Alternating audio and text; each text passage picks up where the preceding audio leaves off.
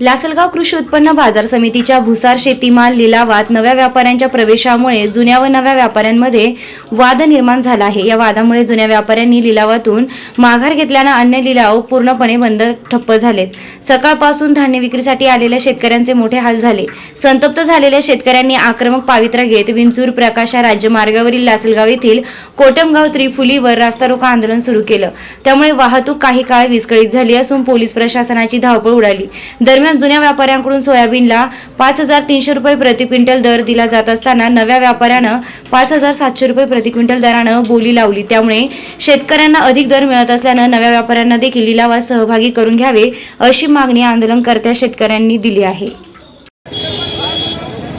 Problem असा झाला आहे की रेग्युलर मार्केट चालू होतं, नवीन लायसन म्हणजे नवीन नाही, त्याचं ऑथराईज आहे, पण तो आज मार्केटला उतरल्यामुळे जे जुने मार्केट लायसनदार आहे त्यांचं म्हणणं असं आहे की याला बंद करा।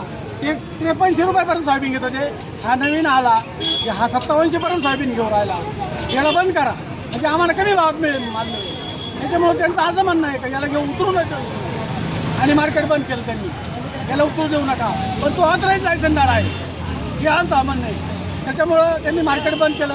मार्केट बंद केल्यामुळं सर्व शेतकरी रोड उतरले आहे। सकाळपासून त्यांनी जेवण न केल्यामुळे लिलाव बंद आहे, त्यांचे मार्केट उभे आहे मार्केटला, त्याच्यामुळं आज रोड उतरण्याची वेळ आली आहे। तुमची काय मागणी आहे? आमची मागणी अशीच आहे, त्याला नवीन व्यापारी लायसन थ्रू येतो म्हणजे लायसन ऑथराईज देतं, त्याला मार्केटमध्ये उतरू द्यावं, त्याला पण चांगल्या भावात माल घेऊ द्यावं। आम्हाला 2 रुपये मिळतील, त्याला पण 2 रुपये मिळतील, याचं आमचं असं म्हणणं आहे, त्याला उतरू द्यावा व्यापार लिलावामध्ये।